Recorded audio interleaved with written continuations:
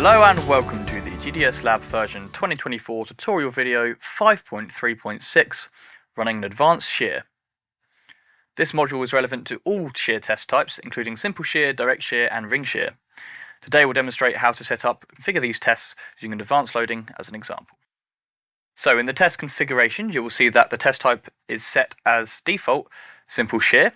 This drop-down menu includes various shear types, which are all variations of shear tests. For this demonstration, we'll be using simple shear, as it is one of the most common types. Then we're going to create a new test, make sure we set all the samples correctly. And for the shear test, the sample is shaped differently, resembles more of a hockey puck. So for my example, I'm going to use 20mm by 70mm as height and diameters. Then in the test module list, you'll find a set of modules specifically designed for shear tests. You've got advanced loading, dynamic cyclic loading, logging, monotonic loading, and user defined. As I mentioned earlier, I'll be using advanced loading in this example, so I'm going to select advanced loading from the test module list. So advanced loading for shear tests is similar to triaxial tests, but tailored to the specific parameters of each shear system. The main components are axial, which are vertical control, and horizontal control. If the system is confined, back pressure and cell pressure controls are also available. Each control component is managed via optional sliders, of which we can enable the sliders to activate specific controls like this. Under axial control, you can set parameters such as axial load, axial displacement, axial stress, and constant stiffness.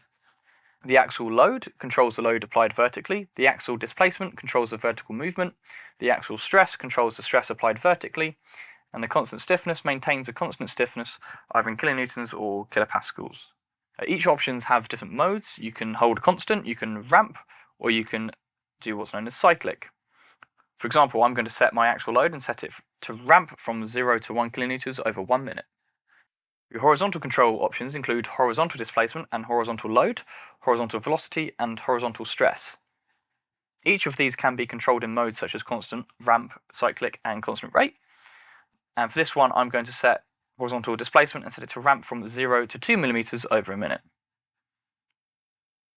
You also have optional pressure control options. So if your system includes back pressure or cell pressure control, you can enable these sliders and set their parameters similarly.